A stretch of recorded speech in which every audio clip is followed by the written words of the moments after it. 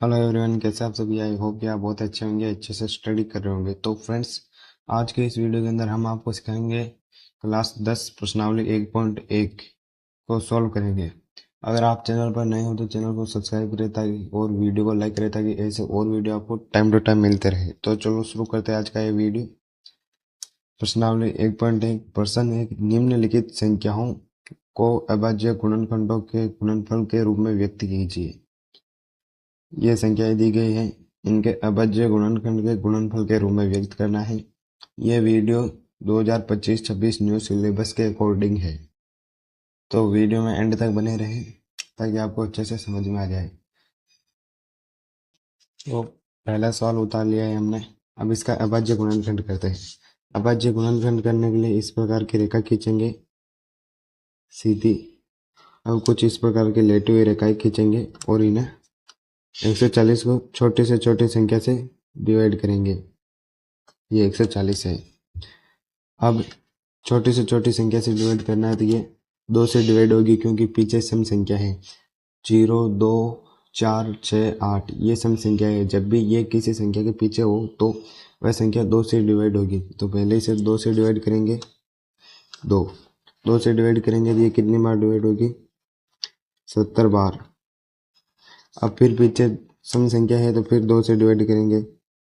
2 से डिवाइड करेंगे तो ये कितनी बार डिवाइड होगी? ये 35 बार डिवाइड होगी। 35। अब ये किससे डिवाइड होगी? ये 5 से डिवाइड होगी क्योंकि पीछे विषम संख्या है। 2 का नहीं जाएगा, 3 का भी नहीं जाएगा, तो अब डायरेक्ट 5 का जाएगा। 5 से डिवाइड करेंगे तो ये कितनी बार डिवाइड होगी? 7 बार। 7 स्वयं 7 से ही डिवाइड होगा, यानी 7 में सिर्फ 7 का ही भाग लगेगा, तो 1 आ जाएगा। अब जिन संख्याओं से हमने डिवाइड किया है उन्हें यहाँ पर गुणनफल के रूप में लिखेंगे। तो लिखते हैं, ये डिवाइड की हुई संख्या है तो इन्हें लिखेंगे 2 इंटू 2 इंटू 5 और 7। 5 इंटू 7। अब क्या करते हैं, ये दो बार है, यानी इस पर भी एक घात है और इस पर भी एक घात है। पद स्वयं एक एक है, पद समान है और ऊपर घात है, तो क्या होगा? पद तो ऐसा कैसे रह जाएगा और घात जुड़ जाएगी तो 2 हो जाएगी। और इंटू 5 इंटू 7, ये आपका आंसर आ जाएगा। बढ़ते हैं नेक्स्ट की तरफ। नेक्स्ट क्वेश्चन है 156। 156 का हम क्या करेंगे? अभाज्य गुणनखंड के गुणनफल के रूप में व्यक्त करेंगे। तो सॉल्व करते हैं। 156 को ये उतार लिया हमने।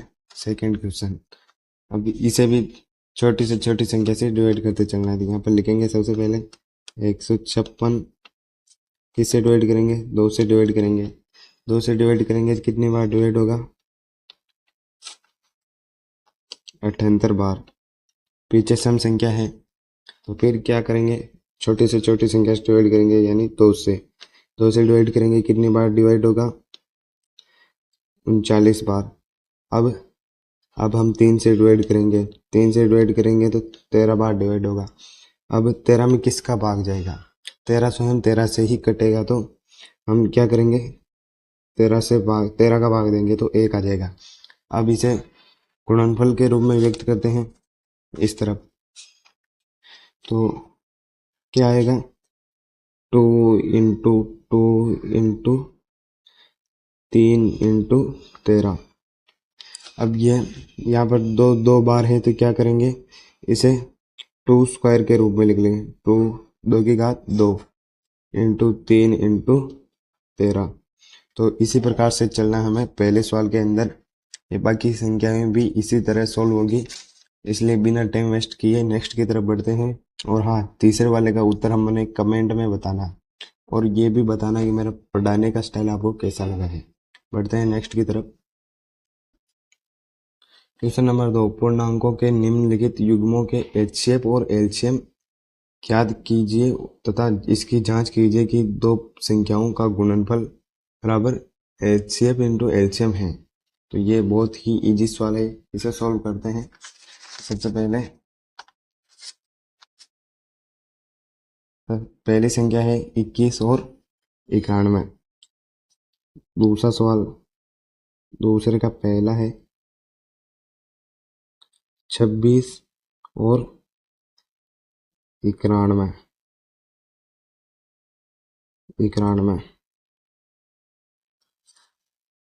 26 और 91 है, तो क्या करेंगे, सबसे पहले एलसीएम निकालने के लिए इनके अभाज्य गुणनखंड करेंगे। इस तरफ करते हैं अभाज्य गुणनखंड, 26 का करेंगे, सम संख्या है तो किससे कटेगी, 2 से डिवाइड होगी, 2 से डिवाइड होगी तो कितना आएगा, 13 आएगा। 13 स्वयं 13 से ही कटता है तो 13 का भाग देंगे और 1 आ गया। अब किसे डिवाइड करेंगे, 91 को। 91 नीचे विषम संख्या है तो किससे डिवाइड होगी, ये किससे डिवाइड होगी, तो इसमें किसका भाग देंगे हम, 7 का भाग देंगे। 7 का भाग देंगे तो कितनी बार जाएगा, 13 बार, और अब 13 का भाग देंगे तो 1 बार। ये क्या हो गए, इसके अभाज्य गुणनखंड हो गए। अब इधर लिखते हैं 26 और 91 का एचसीएफ निकालते हैं। एचसीएफ निकालेंगे तो क्या होगा, जो कॉमन संख्या है उसे ही लिखना है, यानी जो दोनों को डिवाइड करती है उसे ही लिखना है। तो यहाँ पर 13 आ गया, 13 क्या हो गया, अपना एचसीएफ हो गया। अब क्या निकालते हैं, एलसीएम। एलसीएम निकालते हैं तो क्या होगा, जो कॉमन संख्या है उसे भी लिखेंगे, यानी 13 को भी लिखेंगे, इनटू जो नहीं है कॉमन उसे भी लिखेंगे, यानी 2 भी नहीं है तो 2 को भी लिखेंगे, और 7 नहीं है तो 7 को भी लिखेंगे। अब इन्हें गुणा कर लेंगे, इन्हें गुणा करेंगे तो कितना आएगा, इन्हें गुणा करेंगे तो 182 आएगा। 182 क्या हो गया, अपना एलसीएम। अब इनकी जांच करनी है, तो जांच करेंगे तो क्या लिखेंगे, दो संख्याओं के गुणनफल बराबर एचसीएफ इंटू एलसीएम। तो दो संख्याएं क्या है, ए इंटू बी, यानी वो दो संख्याएं ए बी है, बराबर एलसीएम इंटू एचसीएफ। तो ए और बी क्या है, ए है अपना 26 इंटू बी अपना 91 है, तो 91 लिख लेंगे ये, बराबर एलसीएम क्या है अपना 182 इंटू एचसीएफ क्या है अपना 13। हाँ, अब इन्हें क्या करते हैं, गुणा कर लेते हैं। इन्हें गुणा करते हैं, 26 को 91 में गुणा करेंगे तो कितना आएगा, तो इन्हें गुणा करते हैं तो 2834 आएगा, बराबर इन्हें गुणा करेंगे तो कितना आएगा, इन्हें गुणा करेंगे तो भी 2834 आएगा, यानी दोनों संख्याएं समान है, तो ये सिद्ध हो चुका है। बढ़ते हैं नेक्स्ट की तरफ। सेकंड क्या है अपना, 510 और 92 का एलसीएम और एचसीएफ दोनों ज्ञात करना है। तो सबसे पहले क्या करेंगे, अभाज्य गुणनखंड करेंगे, अभाज्य गुणनखंड करेंगे इनके भी। तो यहाँ पर लिख लेते हैं सेकंड 510 और 92, तो इनका अभाज्य गुणनखंड करेंगे। सबसे पहले तो एक सीधी रेखा खींचेंगे और लेटी रेखा खींचेंगे। 510 यानी पीछे सम संख्या है तो 2 से डिवाइड होगा, 2 से डिवाइड होगा तो कितनी बार होगा,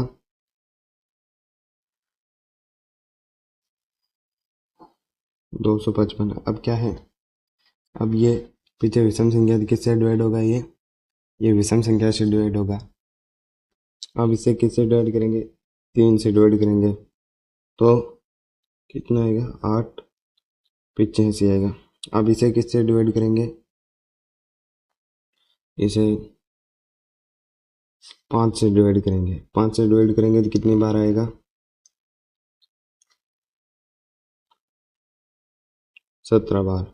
अब 17 किससे डिवाइड होगा, 17 स्वयं 17 से डिवाइड होगा तो 1 आ जाएगा। अब डिवाइड करते हैं 92 को, 92 ये पीछे सम संख्या तो 2 से डिवाइड होगा, 2 से डिवाइड कितनी बार होगा, 46 बार। पीछे सम संख्या 2 से डिवाइड होगा, 2 से डिवाइड 23 बार होगा। अब 23 किसके बारे में आता है, स्वयं 23 के, तो 23 लिख लेंगे और 1 आ गया।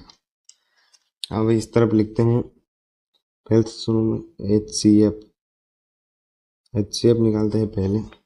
तो इसमें कॉमन क्या है, दो कॉमन है, तो दो लिख लेंगे इनटू, और कुछ कॉमन है क्या, और कोई चीज कॉमन नहीं है, तो दो ही हो गया। इसका एच एफ क्या हो गया, दो हो गया। एलसीएम, एलसीएम में जो कॉमन है उसे भी लिखेंगे, और जो कॉमन नहीं है उसे भी लिखेंगे। इस दो को भी लिखेंगे इनटू, इस तीन को भी लिखेंगे इनटू, पाँच को भी लिखेंगे इनटू, 17 को भी लिखेंगे इनटू, 23 को भी लिखेंगे। अब इन्हें गुणा कर लेते हैं, जो आएगा वो इसका आंसर हो जाएगा। इन्हें गुणा करने पर 23,460 आता है। अब क्या करेंगे, इसमें रख के इसका सत्यापन करते हैं। तो सबसे पहले दो संख्याओं के गुणनफल a इंटू बी बराबर LCM into H C F, LCM into H C F. दो संख्याएं कौन सी है अपनी, ए है 510 इंटू बी है 92 बराबर एलसीएम है अपना 23,460 इंटू एच सी एफ है अपना 2। अब इन्हें गुणा करेंगे तो क्या आएगा, समान संख्याएं आएगी, गुणा करके देखते हैं। इन्हें गुणा किया तो 46,960 आया, और इस तरफ भी 46,960 आया, यानी यह दोनों तरफ समान संख्याएं आई, तो ये अपना एलसीएम और एचसीएफ बिल्कुल राइट है। आई होप कि आपको वीडियो अच्छा लग रहा होगा। बढ़ते हैं नेक्स्ट की तरफ। ये बाकी सवाल भी इस तरह सॉल्व होगा, ये मैंने आपके लिए छोड़ दिया है, आप इसे सॉल्व करके कमेंट में अपना उत्तर जरूर देना। अभाज्य गुणनखंड विधि द्वारा निम्नलिखित पूर्णांकों के एचसीएफ और एलसीएम ज्ञात कीजिए। अभाज्य गुणनखंड विधि हमने आपको सिखाई थी।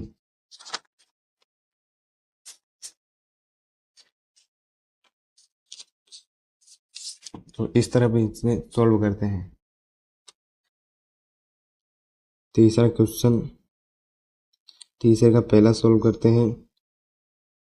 12, 15, 21 इनका एलसीएम और एचसीएफ दोनों निकालना है। तो सबसे पहले क्या करेंगे, इन्हें डिवाइड करेंगे, अभाज्य गुणनखंड करेंगे।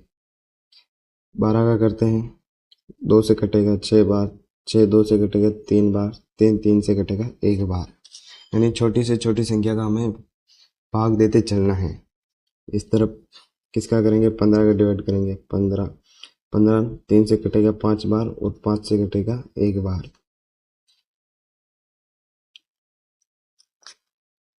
21 का करेंगे, 21 3 से 7 बार, और 7 से 1 बार। तो इस तरफ लिख लेते हैं इन्हें। एचसीएफ निकालते हैं, एचसीएफ यानी जो तीनों में कॉमन हो। तीनों में क्या कॉमन है, 3 यहाँ पर भी है, 3 यहाँ पर भी है, 3 यहाँ पर भी है, तो 3 इस तरफ आ गया। अब और कोई चीज कॉमन है क्या, नहीं है, तो एचसीएफ क्या हो गया अपना 3। एलसीएम क्या है, एलसीएम जो कॉमन संख्या है उसे भी लिख लेंगे इनटू, जो कॉमन नहीं है उन्हें भी लिखेंगे। 2 2 बार है तो 2 इंटू 2 इंटू, यहाँ पर 3 तो कॉमन ले लिया तो 5 लिखेंगे, 5 इंटू, इस तरफ 3 को कॉमन लेके यहाँ पर लिख रखा है, तो ये 7 बच गया तो 7 को लिखेंगे। अब इन्हें गुणा कर लेते हैं। 3 3 3 3 6,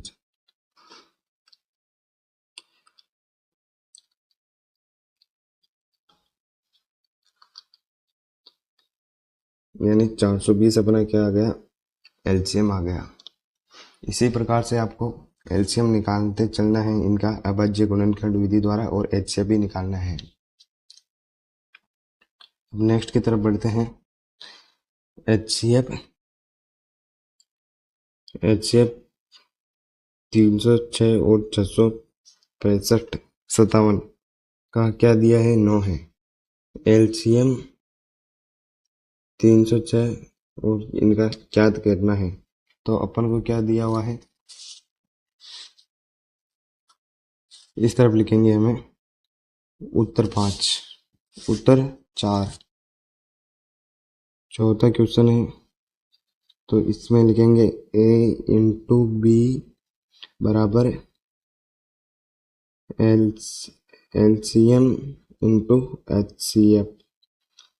ए क्या है अपना, ए है अपना 306 इंटू बी है अपना 665 657 बराबर एलसीएम क्या है अपना दिया ही नहीं है, तो एलसीएम ऐसा का ऐसा ही इंटू एचसीएफ क्या है 9 है, तो 9।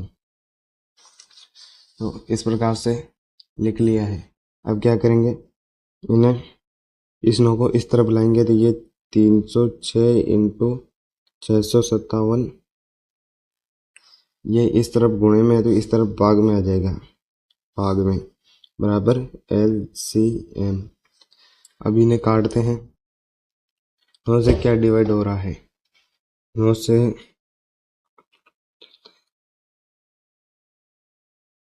तो ये डिवाइड हो रहा है,